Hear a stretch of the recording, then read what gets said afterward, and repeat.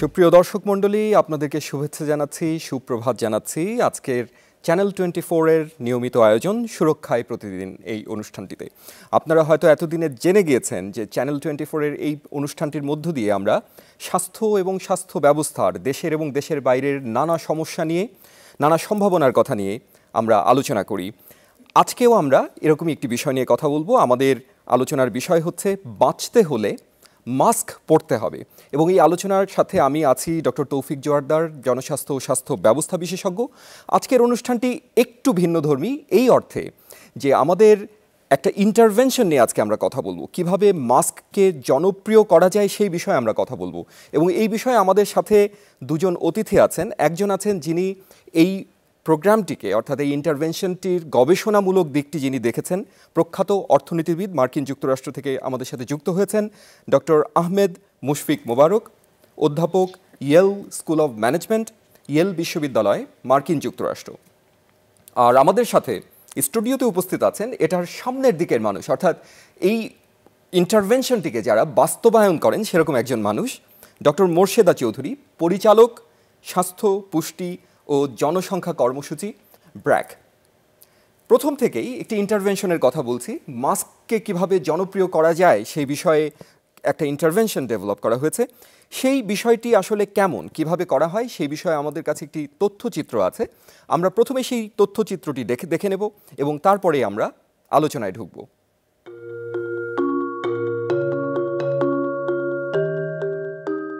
During the COVID pandemic, we set out to research how best to encourage people to wear masks in a way that helped them stick with the new behavior. A team from Yale, Stanford, and Innovations for Poverty Action conducted a massive randomized control trial involving 350,000 adults in rural Bangladesh. We iteratively experimented with over a dozen different strategies that we thought could increase mask wearing. We identified 4 strategies that are successful in changing norms and, when jointly implemented, increase mask wearing consistently. This leads to a model we call NORM. Taken together, these steps, distributing free masks, offering information about mask wearing, reinforcing its importance with periodic in-person monitoring, and having key community leaders endorse the program, more than tripled mask usage. And the effect was persistent. Mask usage remained just as high for the 10 weeks that we tracked, including a period after active interventions ended. The program also increased social distancing. But you do need all 4 elements together to see this dramatic improvement. Implementing components in isolation doesn't work nearly as well. This approach is about creating a new social norm, hence the name. We always knew that norms of behavior were important, but this research taught us exactly how to create a new norm in challenging real-world settings without formal enforcement and to make it stick. Our NORM model is a very cost-effective way to reduce disease transmission in developing countries. Our original study took place in Bangladesh, and the model is already being replicated to reach over 1 million people in Gujarat and Rajasthan, India, and we have set up the partnerships to reach tens of millions more across India, Pakistan, and Bangladesh. And we have prepared tools to help governments implement this approach quickly. We need a broader coalition to reach that goal, and we invite you to join us. NORMS is a formula to save lives among those most at risk as this pandemic continues to devastate the developing world.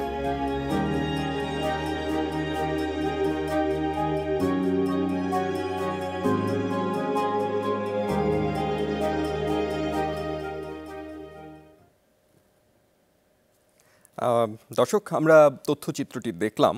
এখন আমরা একটু doctor Mushfiq মোবারকের কাছে যাব এবং তার কাছে এই প্রোগ্রামটি সম্পর্কে, ইন্টারভেনশনটি সম্পর্কে একটু বিস্তারিত জানতে যাব। ডক্টর মুশফিক মোবারক, আপনার কাছে আসছি। আপনাকে প্রথমে শুভেচ্ছা জানাচ্ছি আমাদের স্টুডিওতে। আপনি সংযুক্ত হয়েছেন মার্কিন যুক্তরাষ্ট্র থেকে। তো আমরা যে তথ্যচিত্রটি দেখলাম সেখানে নর্ম বলে একটি শব্দ ব্যবহার করা হয়েছে এবং সেটার একটা সংক্ষিপ্ত বর্ণনাও দেওয়া হয়েছে। এই NORM, নর্ম, এখানে এই শব্দগুলো দিয়ে আসলে কি বোঝানো হয়েছে যদি আমাদেরকে একটু বুঝিয়ে বলতেন আমাদের দর্শকদের জন্য। জি, আমি গত 15-20 বছর ধরে বাংলাদেশ এবং অন্যান্য আফ্রিকা, এশিয়ার অন্যান্য দেশে সাধারণ মানুষের আচরণ কিভাবে পরিবর্তন করানো যায় বা নতুন প্রযুক্তিগুলো গ্রহণযোগ্য করা যায় সেগুলো ব্যাপারে অনেকদিন ধরে আমরা গবেষণা চালিয়ে যাচ্ছি। যেমন উন্নত চুলা মানুষকে মানে দেশের গ্রামাঞ্চলে মানুষকে ব্যবহার করানো একটু ডিফিকাল্ট, সেরকম মাস্ক ব্যবহার করা, বা ভারতে আমরা দেখতে পাচ্ছি যে টয়লেট ব্যবহার করা ডিফিকাল্ট, তো সেরকম মাস্ক ব্যবহার করা একটা নতুন এই আচরণ পরিবর্তন করানো সেটাও বেশ ডিফিকাল্ট। তো সেই কারণে আমরা এই গবেষণা চালিয়েছি। আর নর্ম মানে বাংলা মানে হচ্ছে রীতি। তো এই আমরা 4টি কৌশল পেলাম, 4টি কৌশলের সমন্বয়ে একটা মডেল তৈরি করলাম। সেই মডেল, সেই পদ্ধতিতে দেখা গেল যে মানে সামাজিক রীতি পরিবর্তন করা সম্ভব। তো সেই 4টা রীতি কি? তো এন হলো নো কস্ট, মানে বিনামূল্যে মাস্ক বিতরণ। ও হলো আবার ইনফরমেশন, অফারিং ইনফরমেশন, তো সেটা সঠিকভাবে মাস্ক পরানোর বিষয়ে সচেতনতা তৈরি করা। আর তৃতীয় কাজটা যেটা খুবই ইম্পর্টেন্ট, সেটা হলো যেটা আমরা রিইনফোর্সমেন্ট বলি, হ্যাঁ, সেটা হলো মানুষকে মনে করিয়ে দেওয়া। যেমন ধরেন রাস্তায় জনপরিসরে যখন দেখা যাচ্ছে কেউ মাস্ক না পরে আছে, তাকে তার সাথে একটু কথা বলা যে আচ্ছা এই গ্রামে তো মাস্ক বিতরণ করা হয়েছে, আপনি পড়েননি কেন, প্লিজ এটা পড়েন। আর যদি ভুলে যে থাকে, বাসায় রেখে থাকে, এটা নিয়ে আসেন।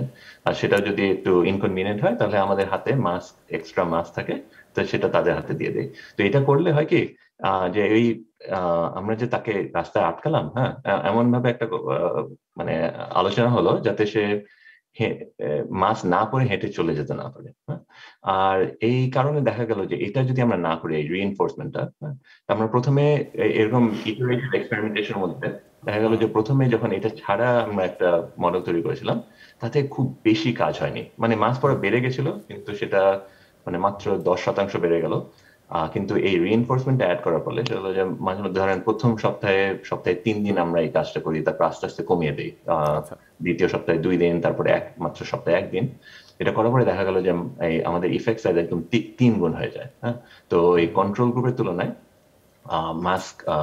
মাস্ক পরার হারটা মানে 3 গুণ বেড়ে যায়। তো কন্ট্রোল গ্রুপে ধরেন 12% লোক ঠিক মতো নাক মুখ কভার করে মাস্ক পরে, আর এই ট্রিটমেন্ট গ্রুপে এই 4টা কৌশল কাজে লাগালে সেটা প্রায় 45% বেড়ে যায়। আর শেষ পর্যন্ত আরেকটা খুব ইম্পর্টেন্ট ব্যাপার হলো ওই মডেলিং, যেটা আমরা বলি রোল মডেলিং। সেটা হলো যে স্থানীয় নেতাদের সমন্বয়ে তাদেরকে দৃষ্টান্ত হিসেবে তুলে ধরা, যেটা মসজিদের ইমাম হতে পারে, বা ইউনিয়ন পরিষদের চেয়ারম্যান বা মেম্বার সাহেব যদি ওই গ্রামে থাকে, তাদেরকে দিয়ে সেই কাজটা করানো যায়। ওকে, আপনার কাছে আবারও আসবো আমরা গবেষণার ফলাফল সম্পর্কে একটু জানতে। তার আগে আমি স্টুডিওতে আমাদের সাথে আছেন ডক্টর মোর্শেদা চৌধুরী।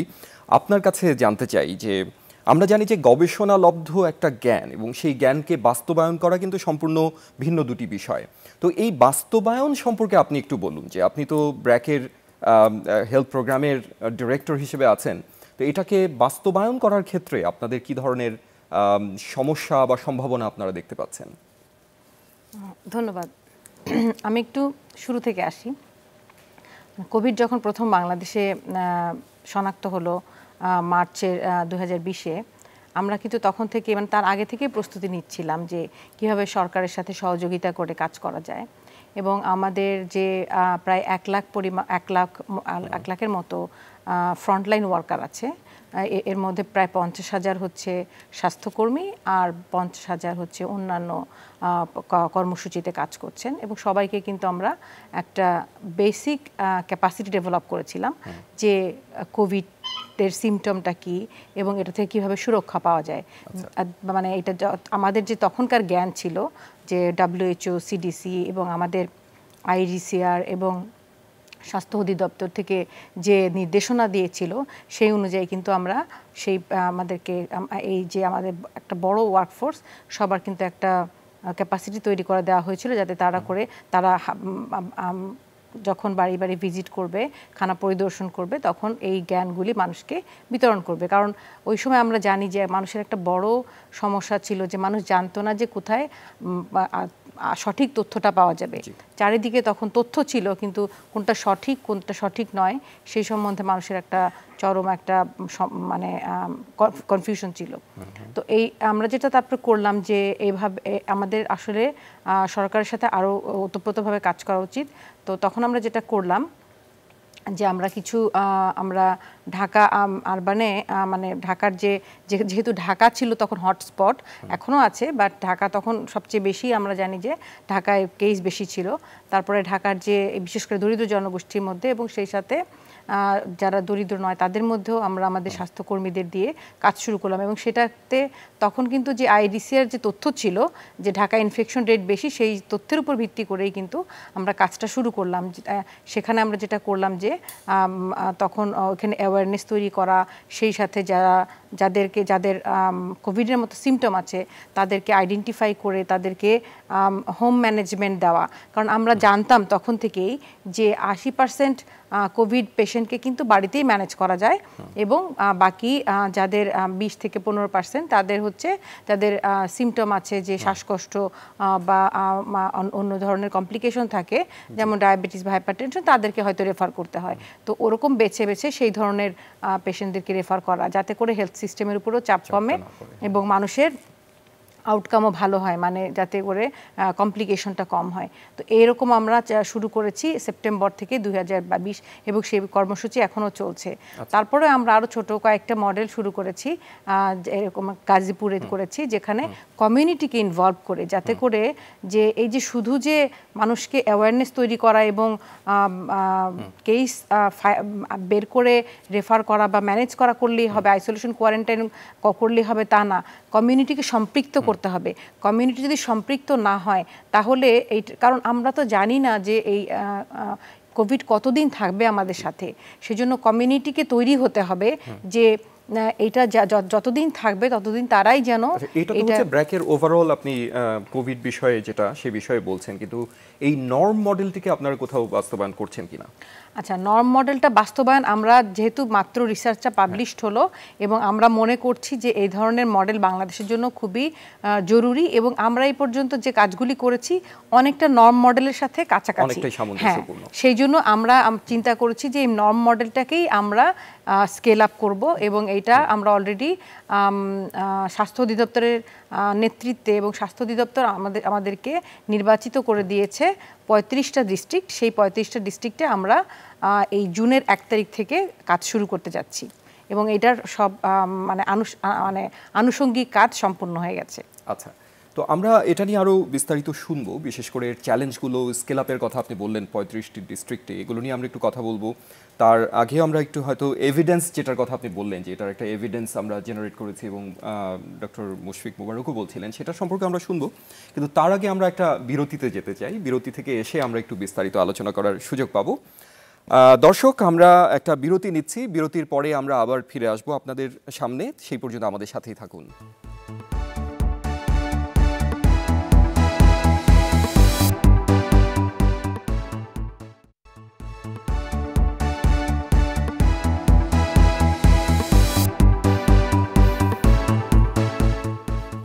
সুপ্রিয় দর্শক, আমাদের সাথে থাকার জন্য ধন্যবাদ। আমাদের বিরতি শেষ হলো। বিরতির পর আমরা আবারও ফিরে যাচ্ছি আমাদের আলাপচারিতায়। ডক্টর মুশফিক মোবারক, আমরা শুনছিলাম একটা ইন্টারভেনশনের কথা, একটা তথ্যচিত্র আমরা দেখেছি, এবং সেখানে বেশ কিছু উপাত্ত আপনারা উপস্থাপন করেছেন, কিছু ডেটা আপনারা দেখিয়েছেন। বোঝাই যাচ্ছে যে এটা একটা এভিডেন্স ইনফর্মড ইন্টারভেনশন, অর্থাৎ এটা নিয়ে গবেষণা হয়েছে। আপনি নিজে গবেষক, তাই আপনার কাছ থেকে জানতে চাচ্ছি এই গবেষণার ফলাফল সম্পর্কে, কোথায় হয়েছে, কি হয়েছে, সংক্ষেপে বলতে হবে। আচ্ছা, তো এই সংক্ষেপে বলি যে এই গবেষণা হয়েছে একটা যে পদ্ধতিটা, এটার নাম হলো র্যান্ডমাইজ কন্ট্রোল ট্রায়াল। যে একই পদ্ধতি ব্যবহার করে ফাইজার বা অ্যাস্ট্রাজেনেকা তাদের যখন ভ্যাকসিন যখন মার্কেটে আসে তার আগে সে একটা এই RCT বা র্যান্ডমাইজ কন্ট্রোল ট্রায়াল করতে হয়, দেখাতে যে আসলে কি যারা এই ভ্যাকসিনটা পায় তাদের স্বাস্থ্যের অবস্থা কি যারা পায় না তার চেয়ে ভালো হয় কিনা।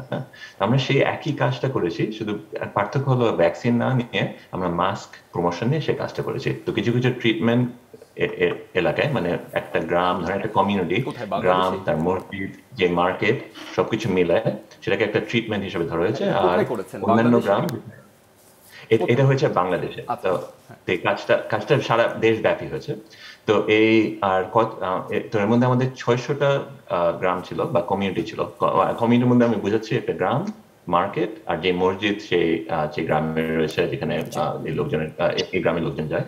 তো আমরা 300টা কমিউনিটি ধরে নিয়েছি যেখানে এই কাজটা করা হয়েছে, আর অন্য 300টা কন্ট্রোল গ্রুপ হিসেবে ছিল। সেটা দেশব্যাপী বলতে মানে একদম নর্থ বেঙ্গলে ধরেন লালমনিরহাট কুড়িগ্রামে, তারপর একদম সাউথে কক্সবাজার টেকনাফ, তারপর সাতক্ষীরা খুলনা নওগাঁ, সারা দেশব্যাপী কাজটা হয়েছে। এখন সেটা মানে এইভাবে নিয়ন্ত্রিত একটা ট্রায়াল করে দেখা গেল যে যে জায়গায় আমরা ওই নর্ম মডেলটা ইমপ্লিমেন্ট করলাম, তো সেখানে মাস্ক পরার হার, ঠিক মতো মাস্ক পরার হার অনেক বেড়ে গেল। তো তিনটা রেজাল্টের কথা আমি বলি। প্রথম রেজাল্ট হলো যে 12% থেকে কন্ট্রোল গ্রুপে ধরেন 12% লোক ঠিকমতো মাস্ক পরে, সেটা বেড়ে 45% আসলো। আর দ্বিতীয় খুব ইম্পর্টেন্ট রেজাল্ট হলো যে এই হারটা এমন না যে একটা নভেলটি ছিল এই জন্য মাত্র 1-2 দিন হয়তো মাস্ক পেয়ে লোকজন পড়েছে, যেটা আমরা 10 সপ্তাহ ধরে সেই মানে অবজারভেশন করেছি। আর 10 সপ্তাহে এরকম 45% থেকে গেছে। তো ইফেক্টটা ছিল পারসিস্টেন্ট। হ্যাঁ, আর তৃতীয় কথা হলো যে এই 10 সপ্তাহের কথা বললাম, আমরা কিন্তু শুধু প্রথম দিনই মাস ডিস্ট্রিবিউশন হচ্ছে, এমন না যে বারবার করে মাস ডিস্ট্রিবিউশন করতে হচ্ছে। শুধু আমরা সেকেন্ডারি ডিস্ট্রিবিউশন হয়তো করেছি এই যে মসজিদে বা মার্কেটে। আর 8 সপ্তাহ পরে পুরোপুরি কাজ একদম থেমে গিয়েছিল। হ্যাঁ, তো আমরা গ্রাম ছেড়ে চলে গেছি, শুধু অবজারভেশন কন্টিনিউ করা হয়েছিল। আর তারপরে দেখা গেল যে আমরা ছেড়ে চলে যাওয়ার পরেও এই মানে এই মাস পড়ার অভ্যাসটা থেকে গেছে। তো সেই জন্যই আমরা বলছি এটাকে নর্ম মডেল বলি, কারণ এটা সোশ্যাল নর্ম চেঞ্জ হচ্ছে আর কি, সামাজিক রীতিটা একটা চেঞ্জ এনেছে।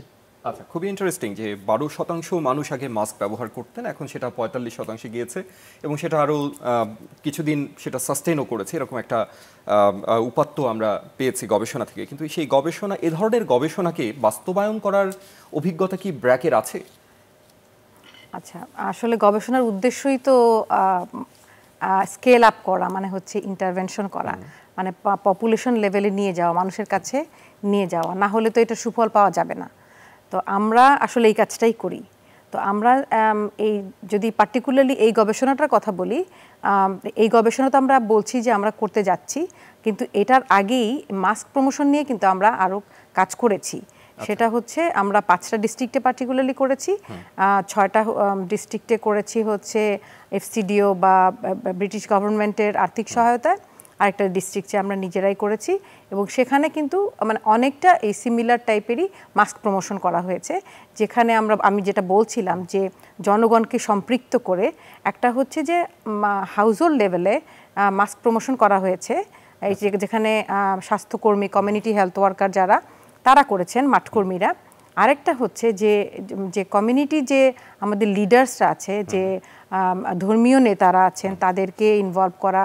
তারপর আমাদের কমিউনিটিতে যে কমিউনিটি গ্রুপ আছে, তারপরে কমিউনিটি সাপোর্ট গ্রুপ আছে, এরকম অনেক আমাদের দেখবেন যে প্রতিটা গ্রামে অনেক রকম গ্রুপ আছে, তাদেরকে মোবিলাইজ করে তাদেরকে দিয়েই কিন্তু এই কাজটা আমরা করেছি এবং সেখানে কিন্তু একটা ভালো আমরা ফলাফল পেয়েছি।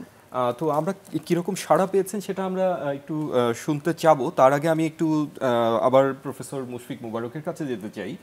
যখন আপনারা এই ইন্টারভেনশন, এই রেজাল্ট, একটা ডেটা ড্রিভেন একটা ইন্টারভেনশন নিয়ে বাংলাদেশের যারা নীতি নির্ধারক, সিদ্ধান্ত প্রণেতা যারা আছেন, তাদের কাছে আসলেন, ব্যাখ্যা করলেন এরকম একটি কাজ বাংলাদেশে করা যায় কিনা, তাদের কাছ থেকে আপনি কীরকম সাড়া পেয়েছেন? আমরা কিন্তু বেশ ভালোই খুব পজিটিভ রিয়াকশন পেয়েছি এবার। আর সেটা একটা কারণ হলো যে এই গত 2 মাস আগে যে ভারতে যে ভয়াবহ একটা অবস্থা তৈরি হলো, তাতে কিন্তু সবার মানে অ্যাটেনশন ঠিক এই প্রবলেমের উপরেই পড়েছিল। তার একদম ঠিক মতো সময় আর কি এই গবেষণার ফলাফল বের হয়ে আসছে।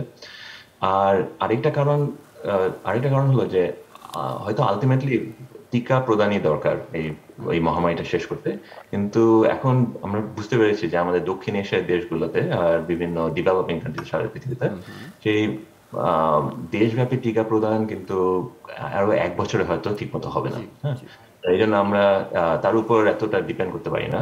এই জন্য আসলে এখন আমাদের দরকার যে মহামারীটা কিভাবে তার প্রভাবটা কমানো যায়। হ্যাঁ, সেটা সামাজিক দূরত্ব বজায় রেখে মাস্ক প্রদান করে বা মাস্কের এই যে নর্ম চেঞ্জ করে সেটাই করা সম্ভব।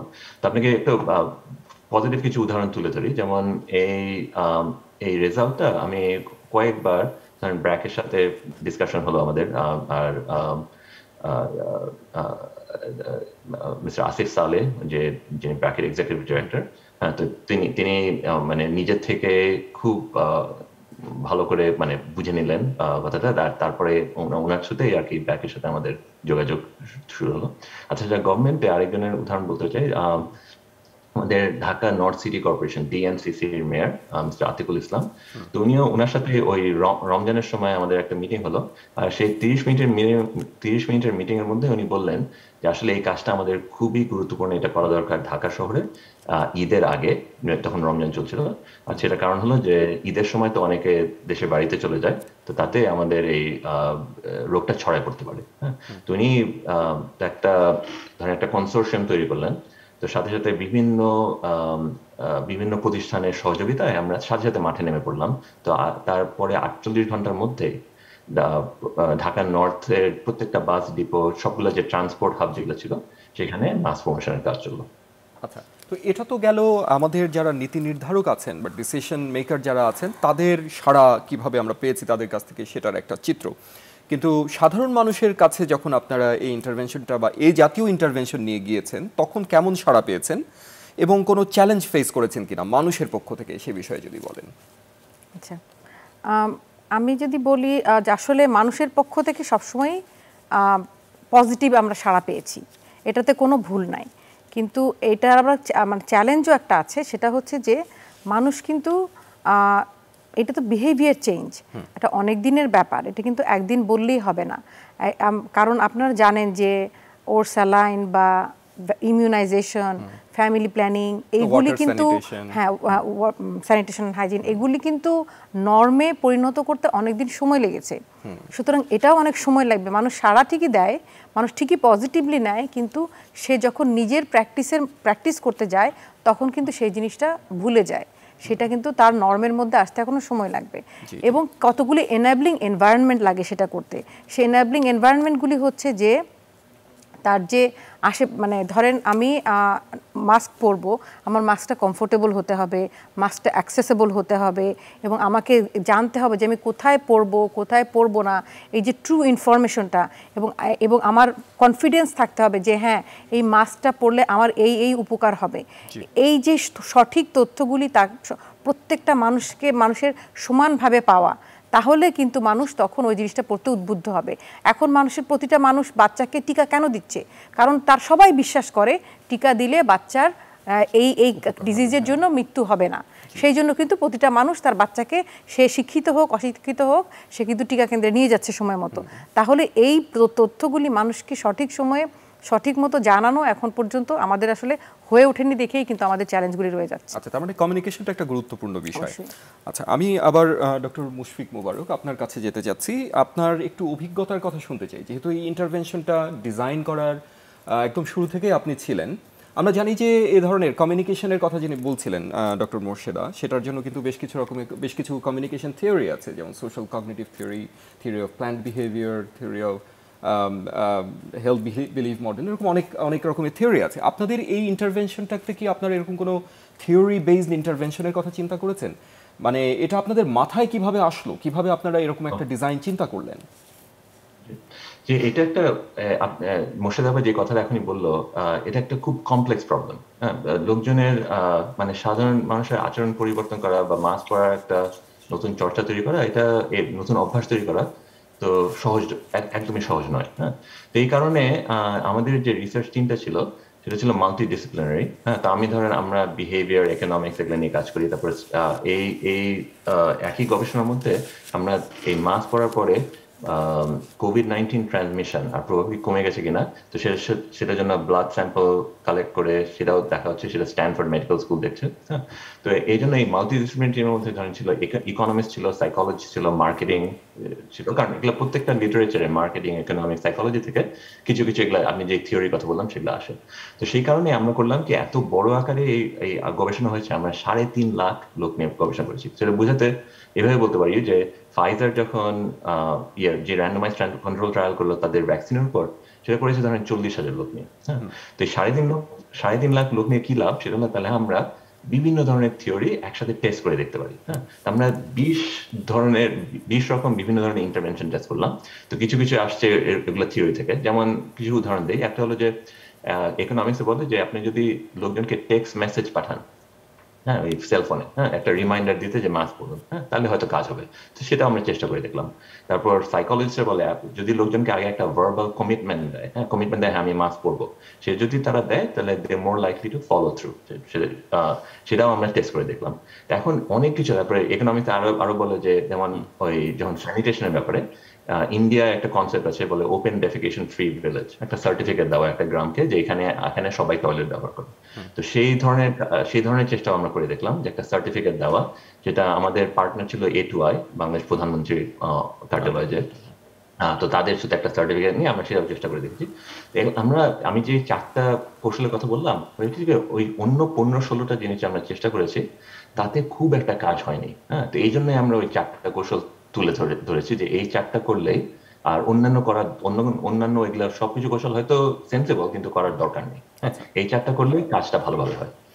তার মানে এটার একটা মানে যেটা আমি আপনার কাছ থেকে মেসেজ পাচ্ছি যে একটা অনেক কিছু নিয়ে পরীক্ষা নিরীক্ষা করে তারপরে আপনার এটা ডিজাইন করেছে, এটা কারো মানে হঠাৎ করে কারো মস্তিষ্ক প্রসূত নয়। এটা একটা খুব গুরুত্বপূর্ণ আমাদের একটা ইনফরমেশন আর কি। অনেক ধন্যবাদ। আমরা একটা বিরতিতে যাব, তারপর আবার ফিরে আসবো। দর্শক, আমাদের আরেকটা বিরতি নেওয়ার সময় হয়ে গেল। বিরতির পরে আমরা আবার ফিরে আসবো, আমাদের সাথেই থাকবেন সেই পর্যন্ত।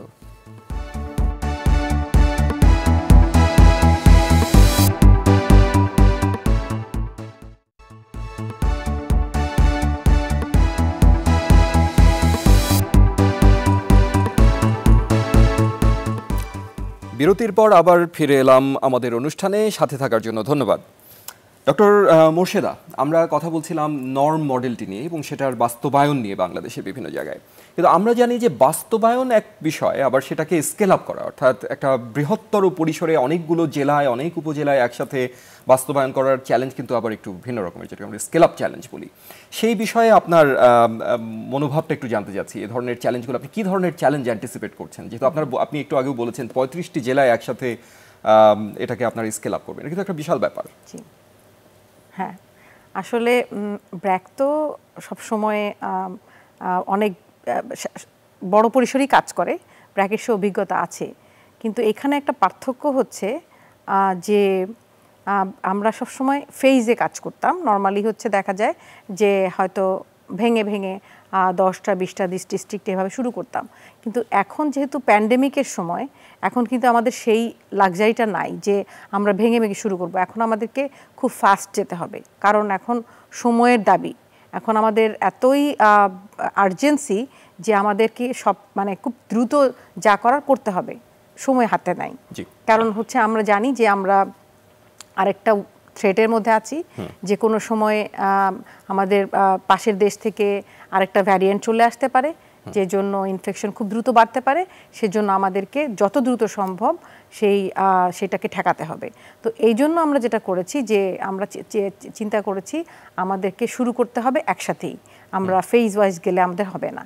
তো আমরা যেটা করেছি যে আমরা আমাদের সাথে একা না, আমরা আরও 40টা এনজিওকে সাথে নিয়েছি। এবং অবশ্যই এখানে আমাদের লিডারশিপে আছে স্বাস্থ্য অধিদপ্তর, তাদের সাথে পরামর্শই আমরা, যেটা আমি আরেকবার বলেছি যে তারাই পরামর্শ দিয়েছেন যে কোন জায়গায় আমাদের কাজ করতে হবে। তার মধ্যে 14টা বর্ডার ডিস্ট্রিক্ট পড়েছে এবং 3টা অ্যাডজেসেন্ট বর্ডার ডিস্ট্রিক্ট পড়েছে। এবং ওইখানে আমরা যেটা করব যে ওইগুলি ছাড়াও আরও 18টা ডিস্ট্রিক্টস আছে। তো আমাদের যেটা মেজর চ্যালেঞ্জ, যেটা আপনার প্রশ্নে এবার আসি আমি, যে চ্যালেঞ্জ হচ্ছে যে এই এতগুলি স্টেক হোল্ডারদের মধ্যে অনেক আমাদের স্টাফ আছে এবং অনেক কর্মী আছে যাদের ক্যাপাসিটি ডেভেলপ করা এবং অপারেশন প্ল্যান তৈরি করা, এবং এক একজনের এক এক রকমের এক্সপার্টিস, এক এক রকমের তাদের সিস্টেম, এবং সেই সব সিস্টেমকে একটা ইউনিফর্ম জায়গায় এনে সবাই মিলে একযোগে কাজ করা, একটা গোল অ্যাচিভ করার জন্য, সেটা কিন্তু খুবই একটা চ্যালেঞ্জ। একটা বিন্দুতে নিয়ে আসা, সবাইকে একভাবে কাজ করানোর একটা চ্যালেঞ্জ আছে, একটা বিরাট চ্যালেঞ্জ। হ্যাঁ, তো এইখানে যেটা আমরা করেছি যে আমরা ধাপে ধাপে একটা কোঅর্ডিনেশন মেকানিজম তৈরি করেছি, যে central level coordination, district level coordination, উপজেলা লেভেল কোঅর্ডিনেশন এবং মাইক্রো প্ল্যানিং, যে কাজগুলি একদম ইউনিয়ন লেভেলে, ভিলেজ লেভেলে কিভাবে ডিস্ট্রিবিউটেড হবে পার্টনারদের মধ্যে এবং কারা কোন কাজগুলি করবে, সেই কাজগুলিও আমরা খুবই মানে মাইক্রো লেভেলে ডিস্ট্রিবিউট করেছি। যেমন আমি জাস্ট একটা উদাহরণ দিই, আমাদের কাজগুলি কয়েকটা ভাগ আছে। একটা হচ্ছে মাস ডিস্ট্রিবিউশন রিইনফোর্সমেন্ট, একটা হচ্ছে যে এটাকে আমরা বলি হচ্ছে রেসপন্স, যে কেস আইডেন্টিফাই করা, যে কোভিড লাইক সিমটম যাদেরকে আছে সেটা সিনড্রোমিক সার্ভিলেন্স করে তাদেরকে আইডেন্টিফাই করা এবং হোম ম্যানেজমেন্ট দেওয়া, দরকার হলে রেফার করা এবং টেলিমেডিসিনের সাথে কানেক্ট করা। আরেকটা কাজ হচ্ছে যে ভ্যাকসিন প্রমোশন করা যখন ভ্যাকসিন আসবে। আরেকটা হচ্ছে কমিউনিটি গ্রুপ যেগুলি আছে, আমি যেটা বলেছিলাম যে কমিউনিটি গ্রুপকে মোবিলাইজ করা। আরেকটা হচ্ছে যে আরবান এলাকায় বা মিউনিসিপ্যালিটিতে এবং সিটি কর্পোরেশনে এখানে যে হটস্পটগুলি আছে, যেমন ট্রান্সপোর্ট হাব, যেখানে বাস স্ট্যান্ড বা টেম্পো স্ট্যান্ড আছে, রিক্সা স্ট্যান্ড আছে, সেখানে কাজ করা। তারপরে মসজিদ, কাঁচা বাজার, শপিং মল, যেখানে মানুষজন জমায়েত হয় ওই সব জায়গায় ভলান্টিয়াররা যে কাজ করবে, মাস্ক প্রমোশন করবে, রিইনফোর্স করবে, বারবার মেসেজ দিবে, মানুষকে বলবে যে কেন মাস্ক পরছে না এবং যারা পরছে না তাদেরকে মাস্ক দিবে। তো এই যে কাজগুলি 5টা ভাগে ভাগ করা, এইগুলি আমাদের এই এনজিওদের কম্পিটেন্সি অনুযায়ী কাজগুলি ভাগ করে দেওয়া এবং সেই রিপোর্টিংগুলি আবার সেইভাবে করে নেওয়া। তো এই কাজটা একটা হিউজ কাজ, যেটা আমরা আসলে একযোগে সবাই মিলে করছি। আচ্ছা, অনেক ধন্যবাদ। খুব চমৎকারভাবে আমাদের স্কেল আপের চ্যালেঞ্জগুলো সম্পর্কে বলেছেন এবং কিভাবে সেই চ্যালেঞ্জগুলো মোকাবিলা করবেন সেই সম্পর্কে একটা ধারণা দিয়েছেন। অনেক ধন্যবাদ। আমি ডক্টর মুশফিক মুবারক আপনার কাছে যেতে চাচ্ছি। আমরা তো দেশের কথা বললাম, দেশের বাইরেও কি আপনারা এই ইন্টারভেনশনটাকে নিয়ে যাওয়ার চেষ্টা করেছেন? আর কোথাও কি এটা নিয়ে কাজ হচ্ছে? জি, এই কয়েকটা দেশে এখন একত্রে এই কাজটা চলছে। সেই দেশগুলো হলো প্রথমত পাকিস্তান ও ভারত, বাংলাদেশ ছাড়া। আর ল্যাটিন আমেরিকা পর্যন্ত পৌঁছে গেছে। এখন উরুগুয়ে, মন্টেভিডিওতে এই একই কাজটা এখন চলছে। আর নেপাল আর মেক্সিকোতে কেবল শুরু হচ্ছে। তো আমি যখন মানে এই রেজাল্টটা যখন বের হলো, সাথে সাথে আমি ওই মানে প্রেজেন্টেশন করা আরম্ভ করেছি। আর তারপর এই সুবাদে বিভিন্ন মানে ইমপ্লিমেন্টেশন পার্টনারদের সাথে মানে যোগাযোগ হলো। হ্যাঁ, আর তাহলে এখন কিভাবে এই কারণে আমাদের মানে ব্র্যাকের সাথে যোগাযোগ হলো, সেটা হলো যে আমি এই নেটওয়ার্কিং খুবই প্রয়োজনীয়। হ্যাঁ, তো গত 10-12 বছর ধরে যে আমি বাংলাদেশে কাজ করছি, অনেক সময় ব্র্যাকের রিসার্চ ইভ্যালুয়েশন গ্রুপ যে ছিল তাদের সাথে কাজ করেছি, আর আসিফ সালের সাথে অনেকদিন ধরে কাজ করেছি। তো সেই সূত্রে একটা ঘনিষ্ঠ সম্পর্ক যখন তৈরি হয়ে যায়, তো সেই অনুযায়ী আমি এই আর কি একত্রে আমরা একটা তাড়াতাড়ি এই কোলাবোরেশন তৈরি করা সম্ভব। আর ব্র্যাকের কাছে গিয়েছিলাম, তার কারণ হলো তাদের যে মোর্শেদ আবার সুন্দর করে কথা বললো যে তাদের বড় আকারে একটা বাস্তবায়ন করার ক্ষমতা আছে। কিন্তু অন্যান্য দেশে আমরা সেটা গভর্নমেন্টের থ্রুতে করছি। যেমন নেক্সট আসছে ঢাকার পরে লাহোরে।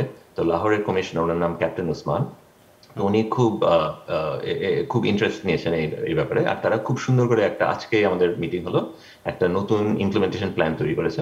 যেমন আমরা যে মাস ডিস্ট্রিবিউশনের কথা বললাম, তো ব্র্যাকে যখন মাস ডিস্ট্রিবিউশন হবে গ্রামাঞ্চলে, সেটা হবে ধরেন তাদের স্বাস্থ্যকর্মী, স্বাস্থ্যসেবিকা, তাদের সাথে যে মাইক্রো ফাইন্যান্স গ্রুপের কিছু স্টাফ আছে, তাদের থ্রুতে এই কাজগুলো হবে। হ্যাঁ, তো এখন লাহোরে কিভাবে কাজ হচ্ছে একটা শহরে, সেই জায়গায় তারা করেছে কি, ওই যারা ইলেকট্রিসিটি বিল কালেক্ট করে, হ্যাঁ, তারা অ্যাকচুয়ালি প্রত্যেকটা ঘরে ঘরে যেতে হয় ওই বিল মানে মিটার রিডিং করে সেই বিলটা হাতে দিতে। হ্যাঁ, তো তাদের মাথায় এসছে, ও আচ্ছা, এনাদেরকে দিয়ে তো কাজটা করানো যায়। হ্যাঁ, তো সেইভাবে আর কি বিভিন্ন প্রদেশে, ইন্ডিয়ার বিভিন্ন প্রদেশে, পাকিস্তানের বিভিন্ন প্রভিন্সে এই কাজটা এইভাবে চলছে। আচ্ছা, ডক্টর মোর্শেদা, আমরা তো মানে রুরাল এবং আরবান এলাকায় কিন্তু আপনার যে কোনো ইন্টারভেনশনে একটু ডিফারেন্স থাকে। একটু সংক্ষেপে আমাদেরকে বলবেন, যেহেতু আমাদের সময় একদম শেষের দিকে চলে এসেছে, যে আরবান এলাকায় মানে আমাদের দেশে কিন্তু শহরাঞ্চলে আমরা কোভিডের প্রকোপ বেশি দেখছি, সেখানে এটার বাস্তবায়ন কতটুকু সম্ভব এবং কোনো সমস্যা আপনি দেখেন কিনা? হ্যাঁ, অবশ্যই আরবান এলাকায় সম্ভব এবং প্রয়োজন, দুইটাই আমাদেরকে মাথায় রাখতে হবে। যে সম্ভব তো অবশ্যই, কিন্তু স্ট্র্যাটেজিটা একটু ভিন্ন হতে হবে। কারণ রুরাল এলাকায় যেটা হচ্ছে যে আমাদের একটা ইনফ্রাস্ট্রাকচার আছে এবং আমরা অনেক দিন ধরে কাজ করে যাচ্ছি, বাড়ি বাড়িতে স্বাস্থ্যকর্মীরা যায়, কমিউনিটি ক্লিনিক আছে, সুতরাং ওইখানকার স্ট্রাকচার একটু ভিন্ন। আর আরবানে যেটা হয়, আরবানে কিন্তু এ ধরনের কোনো স্ট্রাকচার নেই। আরবানে ছোট ছোট সেন্টার আছে, বাট বেশিরভাগ সময় মানুষ যেটা যায় প্রাইভেট সেন্টারে যায়, ফার্মাসিতে যায়, অথবা বেশি খারাপ হলে তখন তারা বড় বড় হসপিটালে যায়। আরবানে কিন্তু প্রাইমারি হেলথ কেয়ার সার্ভিসটা একটু অন্য রকমের, যার জন্য আরবানে মানুষকে যখন ইনফরমেশন দিতে হবে তখন এটা সেটার স্ট্র্যাটেজিটা আমাদের ভিন্ন হতে হবে। আর এছাড়া একটা জিনিস খেয়াল করতে হবে যে স্ট্রাকচারালি আরবানের যে হটস্পটগুলি আমরা যেখানে বলি যেখান থেকে ইনফেকশনগুলি ছড়ায় সেটা কিন্তু রুরালের চেয়ে ভিন্ন। রুরালে কিন্তু হটস্পট অত বেশি নাই যেখানে মানুষ খুব বেশি জমায়েত হয়, আরবানে কিন্তু অনেক বেশি। যেমন আমি বলেছি যে ট্রান্সপোর্ট হাব, মসজিদ বা বাজার, শপিং মল, এসব জিনিস। তো সেই জন্য আমরা যেটা করছি যে আরবানে আমরা টার্গেট করেছি এই সব হাব যেখানে মানুষ খুব বেশি জমায়েত হয়, সেই সব জায়গাগুলিতেই আমরা বেশি প্রমোশন করব, মাস্ক প্রমোশন করব এবং ডিস্ট্রিবিউশন করব, রাদার দেন বাড়ি বাড়ি যে ভিজিট। কারণ এখানে তো একে হচ্ছে বাড়িতে মানুষ ঢুকতেও দিবে না, এখানে এন্ট্রিও দিবে না, কারণ আরবানে একটা সিকিউরিটির ব্যাপার থাকে, কারো বাড়িতে কেউ একটা অচেনা মানুষকে ঢুকতে দিতে চায় না। তো এই স্ট্র্যাটেজিতে আসলে এখানে খাটে না। সেই জন্য এইখানেই দরকার যে যেখানে মানুষকে পাচ্ছি আমরা যে যারা মাস্ক ছাড়া রাস্তাঘাট বাসে উঠছেন, ট্রেনে উঠছেন অথবা মসজিদে আসছেন নামাজ পড়তে, সেসব জায়গায় আমরা তাদেরকে এই তথ্যগুলি দিব এবং তাদেরকে মাস্ক ডিস্ট্রিবিউশন করব। আচ্ছা, অনেক ধন্যবাদ। বিষয়টি আমাদের কাছে মোটামুটি ক্লিয়ার হয়েছে। আমি একটু ডক্টর মুশফিক মোবারক আপনার কাছে আবার ফেরত যাচ্ছি। খুব সংক্ষেপে আমাদেরকে যদি বলেন যে কাজ করেছে কি, সেগুলো নিয়ে আমরা জেনেছি, কোন জিনিসগুলো কাজ করে না সেটা যদি একটু চটপট আমাদেরকে বলে দেন, আমাদের সময় একদম কম আছে। অ্যাকচুয়ালি অনেক কিছুই আপনি আগে যে বললাম অনেক কিছুই কাজ করে না। যেমন আমি যদি একটা কথা আমি বলতে চাই যে যদিও আমরা এই নর্ম মডেল বললাম যে আমি মানে ডেটা তুলে ধরলাম যে কাজ ভালো করে, কিন্তু মডেলটা কিন্তু বেশ ফ্র্যাজাইল। সেটা হলো যে 4টার মধ্যে যদি একটা আমরা ডিলিট করি, হ্যাঁ রেখে দেই, তাহলে কিন্তু কাজ এত ভালো করে হয় না। যেমন ওই যে রিইনফোর্সমেন্টের কথা বারবার করে বলতেছি যে গ্রামে ফেরত যাওয়া, ফেরত গিয়ে ধরেন কোনো চায়ের দোকানে বা মুদির দোকানে বসে থেকে যদি আশেপাশের লোক যদি মাস্ক না পরে হেঁটে যায়, তাকে থামানো আর একটু হ্যারাস করা যে আসলে মাস্কটা পরে না কেন, এই গ্রামে তো সবাইকে মাস্ক বিতরণ করা হয়েছে। হ্যাঁ, এই কাজটা না করলে ভালো করে কাজ করে না। এখন আরবানে যখন আমরা যাই, বুঝে থাকি আপনার কথা, এক বাক্যে যদি বলতে চাই তার মানে হচ্ছে এটা 4টা কম্পোনেন্ট আছে, 4টা কম্পোনেন্টকে আমার সমান সুযোগ দিতে হবে, গুরুত্ব দিতে হবে। একটিকে বাদ দিয়ে আরেকটিকে দিতে গেলে এটা কাজ করবে না। তো আমাদের অনুষ্ঠানের সময় শেষ হয়ে এসেছে। আপনাদেরকে ধন্যবাদ জানাচ্ছি, ডক্টর মুশফিক মোবারক এবং মোর্শেদা চৌধুরী, আপনাদেরকে ধন্যবাদ জানাচ্ছি। আমাদের অনুষ্ঠান শেষ হয়ে আসছে, আমরা এবার শেষে চলে যাচ্ছি, একদম অনুষ্ঠানের শেষে চলে যাচ্ছি। দর্শক, আমাদের অনুষ্ঠানের সময় শেষ হয়ে এসেছে, আমরা বিদায় নিব, কিন্তু তার আগে আপনাদেরকে ধন্যবাদ জানাতে চাই আমাদের সাথে থাকার জন্য। এবং আমাদের যারা নীতি নির্ধারক আছে তাদের জন্য খুব ইম্পর্টেন্ট একটা মেসেজ কিন্তু এখানে ছিল, সেটা হচ্ছে যে কোনো একটি কাজ করতে গেলে সেটার এভিডেন্স আছে কিনা সেই বিষয়টি দেখে নেওয়া খুব জরুরি, এবং সেই এভিডেন্স ভিত্তিক যদি আমরা কাজ করতে যাই তাহলে আমাদের সাফল্য আসার সম্ভাবনা অনেক বেড়ে যায়। এবং সেই সাথে দর্শকদের জন্য আমার অনুরোধ থাকবে, আপনারা অবশ্যই মাস্ক পরুন, কেননা মাস্ক এই মুহূর্তে আমাদের জন্য সবচেয়ে বড় একটা প্রোটেকশন কোভিড-19-এর বিরুদ্ধে। এই কথা বলে আমি অনুষ্ঠানের শেষে চলে যাচ্ছি। আপনাদের সবাইকে অনেক ধন্যবাদ জানাচ্ছি। সবাই সুস্থ থাকুন, ভালো থাকুন।